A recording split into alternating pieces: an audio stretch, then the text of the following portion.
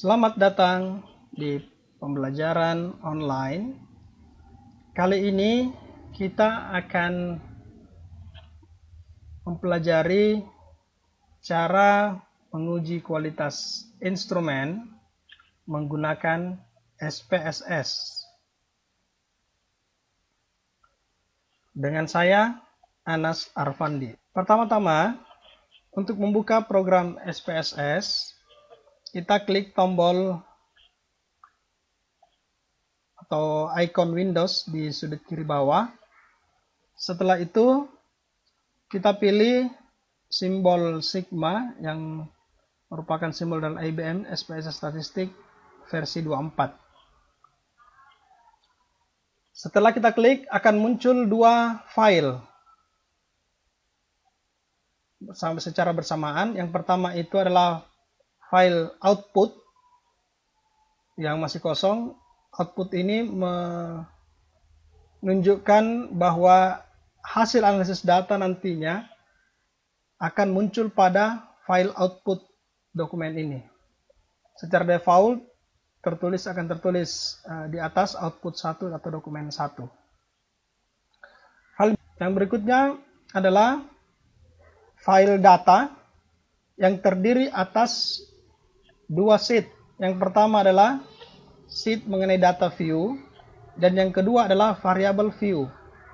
Pada tampilan data view, kita akan diperlihatkan pada kolomnya itu dengan var atau nama kolom yang sama karena kita belum menentukan variabelnya.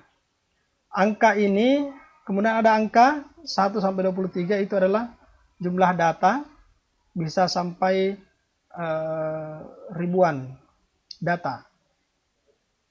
Terlihat angka dan kolom, baris dan kolom ini warnanya buram karena belum ada variabel yang kita isikan atau data yang kita isikan.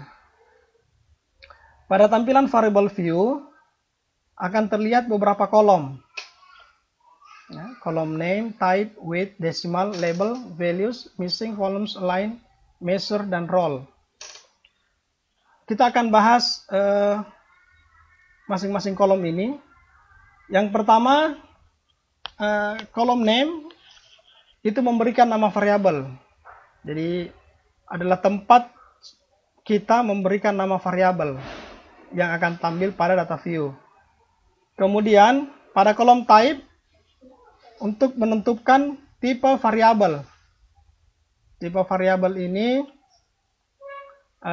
secara default dia numerik. Penjelasannya ada pada slide yang berikutnya nanti.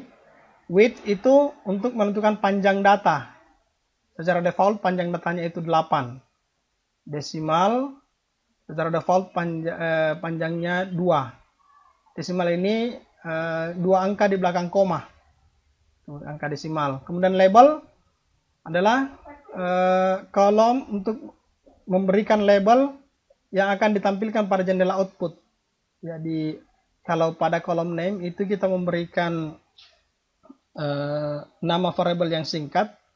Untuk label kita memberikan penjelasan dari name tersebut yang lebih lengkap. Values ini kita pakai biasanya untuk data nominal dan ordinal. Untuk menjelaskan nilai numerik sebagai label. Penjelasan selanjutnya nanti ada pada slide yang lain. Missing, pengolahan data yang tidak ada. Misalnya kalau data yang kita isi itu kosong. Secara default itu akan terpilih none atau kita menganggap tidak ada data yang hilang. Kolom panjang tampilan data pada data view kita memilih 8. Kemudian align tampilan data, posisi tampilan data secara default dia right. Kemudian measure menentukan tipe data secara default dia unknown. Kemudian roll digunakan untuk menentukan peran variabel dalam melakukan analisis data. Variabel type penjelasannya ketika kita masuk pada variable type akan muncul beberapa pilihan. Numerik itu untuk data angka, data berupa angka. Ini yang default atau sudah pada saat kita mengisi nama variabel langsung muncul numerik. Yang terpilih adalah numerik. Koma untuk data angka yang pemisah menggunakan tanda koma, dot, data angka dengan pemisah tanda titik. Scientific notation, data angka dengan penggunaan notasi matematika. Date berupa data tanggal, dolar, data angka berupa mata uang dolar. Custom currency, data angka berupa mata uang selain dolar. String, datanya berupa huruf atau teks atau kata. Restricted numeric, itu data angka diawali dengan angka 0 sesuai dengan panjangnya. Nah, kemudian untuk value labels ini adalah pemberian makna atribut pada angka yang diberikan. Tadi sudah dijelaskan biasanya untuk data ordinal dan nominal. Kemudian di label itu pemberian nama labelnya. Jadi kalau value itu angka yang diberikan, label memaknai dari angka tersebut. Misalnya angka 1 itu sangat tidak setuju, berarti 1 itu kita tulisnya di value dan label kita tulis sangat tidak setuju. Kemudian klik tombol add. Missing value adalah nilai yang hilang. No missing value berarti kita memilih tidak ada data yang hilang. Artinya data yang kita masukkan nanti lengkap semua. Kemudian discrete missing value itu membedakan nilai atau analisis datanya jika ada data yang hilang. Range plus 1 optional discrete adalah rentang nilai yang kita anggap hilang itu. Align, posisi tampilan data itu apakah di sebelah kanan, kiri, atau di tengah. Measure, jenis data itu bisa berupa scale,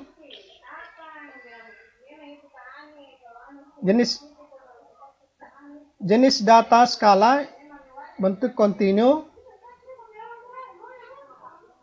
nilainya mewakili kategori terurut dengan metrik yang bermakna, sehingga perbandingan jarak antara nilai-nilai sesuai. Biasanya kalau ini jenis data di statistik itu kan ada nominal, ordinal, interval, dan rasio. Data interval dan rasio ini masuk pada kategori scale. Untuk ordinal, jenis data yang nilainya mewakili kategori dengan beberapa peringkat intrinsik, seperti data yang tadi, mengenai tingkat kepuasan, layanan sangat tidak puas, hingga sangat puas. Untuk nilai nominal, jenis datanya mewakili kategori tanpa peringkat, misalnya kode pos untuk alamat rumah, atau afiliasi agama, misalnya 1 untuk Islam, 2 untuk Kristen, 3 Buddha, 4 Hindu, dan seterusnya. Role itu adalah peran, di mana peran ini akan membantu kita pada analisis data nantinya. Ketika memilih, misalnya kita pilih input sebagai default, berarti variabel itu kita anggap dia sebagai variabel independen. Untuk target dianggap sebagai variabel dependent atau variabel terikat. Kalau variabel independen berarti variabel bebas. Kalau kita memilih both, variabel akan digunakan sebagai input dan output. Ketika kita memilih non, berarti tidak ada variabel variabel itu tidak memiliki tugas peran. Partition, variabel yang digunakan mempartisi data menjadi sampel terpisah untuk pelatihan, pengujian, dan validasi. Split, ini ketika kita mau membuat data itu antara IBM SPSS versi yang lama dengan versi yang baru. Itu pengenalan secara singkat mengenai SPSS dulu sebelum masuk pengisian. Selanjutnya kita masuk pada uji validitas. Jadi yang kita mau masuk di sini uji validitas terlebih dahulu. Pada pertemuan berikutnya kita akan uji reliabilitas. Korelasi persen untuk uji validitas item. Nah, validitas item ini adalah kecermatan suatu item atau instrumen data dalam mengukur apa yang akan kita ukur.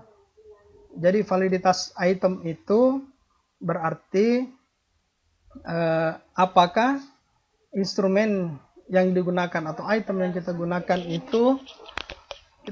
itu sudah sesuai dengan apa yang akan kita rencanakan. Item itu akan dikatakan valid jika terjadi korelasi yang kuat dengan skor totalnya. Hal ini menunjukkan adanya dukungan item tersebut dalam mengungkap sesuatu yang ingin diungkap. Item itu biasanya berupa pertanyaan atau pernyataan yang ditujukan kepada responden melalui kuesioner atau angket dengan tujuan untuk mengungkap sesuatu. Nah, pengujian validitas item dalam SPSS ini menggunakan dua alat analisis, yaitu korelasi persen dan corrected item total correlation. Nah, untuk teknik uji validitas item dengan korelasi persen, seperti yang saya katakan sebelumnya, bahwa dengan cara mengkorelasikan skor dari setiap item dengan skor totalnya. Pengujian signifikansi dilakukan dengan kriteria menggunakan R-table pada tingkat signifikansi dengan uji dua pihak atau dua sisi. Jika nilai positif dan R hitung itu lebih besar dari R-table, maka item dinyatakan valid. Jika R hitung lebih kecil dari R-table, maka item dinyatakan tidak valid. Nah, sekarang kita masuk pada tampilan SPSS-nya. Pada variable view, kita mencoba menginput variable view. Misalnya, yang pertama itu kita menetapkan nama variabel M1 sebagai item pertanyaan yang pertama untuk motivasi. Tipenya numerik, atau lebar angkanya itu 8. Kemudian kita menggunakan desimal 2 jika bentuk angka. Desimalnya itu 2. Labelnya M1 itu berarti motivasi 1. Kemudian values di sini kita tetapkan jika nilainya 1, labelnya itu sangat tidak setuju. 2 itu tidak setuju, 3 itu ragu-ragu, 4 setuju, 5 sangat setuju. Missing, kita pilih none, artinya kita anggap tidak ada data yang hilang. Lebar kolom itu 8. Align, posisinya itu ada di kanan. Measure, yang kita gunakan, jenis datanya itu adalah ordinal. Perannya, role-nya, kita gunakan sebagai input, itu default juga. Nah, setelah variable view kita sudah tetapkan, nah selanjutnya kita masukkan nilai skor jawaban ini pada data view. Misalnya, kita lihat nomor 1 sampai 23 dan masih ada responden berikutnya. Responden pertama, pertanyaan nomor 1, kita beri skor dia nilai 5. Berdasarkan angket di jawaban, dia memilih sangat setuju. Kita kasih skor 5. Pada pertanyaan kedua, dia juga memilih sangat setuju sehingga diberi skor 5. M3 memilih setuju sehingga diberi skor 4. M4 diberi skor 3 karena memilih ragu-ragu. M5 diberi skor 5 karena pilihannya sangat setuju, sehingga total M itu jumlahnya menjadi 22 untuk responden nomor 1. Seperti itu pula untuk responden yang lain. Jadi setiap item pertanyaan berapa skornya, kemudian berapa total skor. Nah, setelah kita memasukkan datanya, kita lakukan langkah pengujian. Yang pertama kita pilih menu Analyze, di sebelah atas menu bar di atas Analyze. Kemudian di bawah kita pilih Correlate. Kemudian di Correlate itu kita arahkan kursor pada tanda panah ke kanan, akan muncullah pilihan. Di situ kita memilih Bivariate. Setelah kita klik, akan muncul kotak dialog seperti ini. M1 sampai M5 dan motivasi kerja itu berada pada kolom sebelah kiri. Kita harus pindahkan dia sebelah kanan. Jadi kita pilih seluruh variabel itu, kemudian klik tombol panah sebelah kanan.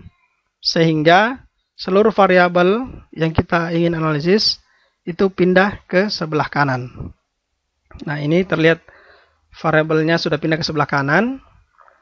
Kemudian di bawah correlation coefficient kita pilih atau kita centang person dan itu default. Kemudian pilih test of significance to tail, itu juga default. Kemudian klik flag significant correlation untuk membantu kita menerjemahkan output dari hasil analisis data, pemberian tanda pada output. Nah, output uji validitas terlihat pada layar ini bahwa correlation yang kita perhatikan itu adalah angka terakhir atau kolom terakhir. Kolom terakhir kita lihat angka yang sebaris dengan percent correlation. Nah, di situ angka yang muncul ada tanda bintang. Ada tanda bintang 2, tanda bintang 1, dan ada juga yang tidak memiliki bintang. Nah, tanda bintang 2 itu ada penjelasan di bawah bahwa 2 bintang itu menunjukkan item pertanyaan atau pernyataan tersebut valid dan signifikan pada level 0,01. Artinya, ketika taraf signifikansi yang kita pilih 0,01 itu item atau pertanyaan tersebut juga valid. Jika hanya bintangnya 1, berarti item pertanyaan tersebut hanya signifikan pada taraf signifikansi 0,05. Nah, sedangkan item yang tidak memiliki bintang berarti item tersebut tidak valid. Ya. Jadi output uji validitas itu cara membaca hasilnya kita lihat dari bintang yang ada. Kalau dia 2 bintang berarti signifikan pada taraf signifikansi 0,01.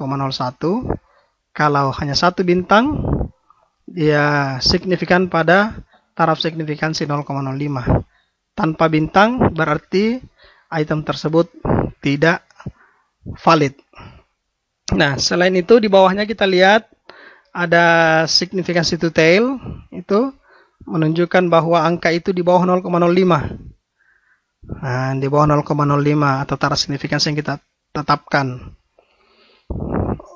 Kita lihat yang item pertanyaan nomor 4 itu tanpa bintang dan nilai signifikansinya lebih besar daripada 0,05. Nah, kita bisa katakan bahwa item pertanyaan nomor 4 ini tidak valid. Baik, sampai di sini perjumpaan kita. Kita akan lanjutkan pada uji reliabilitas pada pertemuan berikutnya. Terima kasih.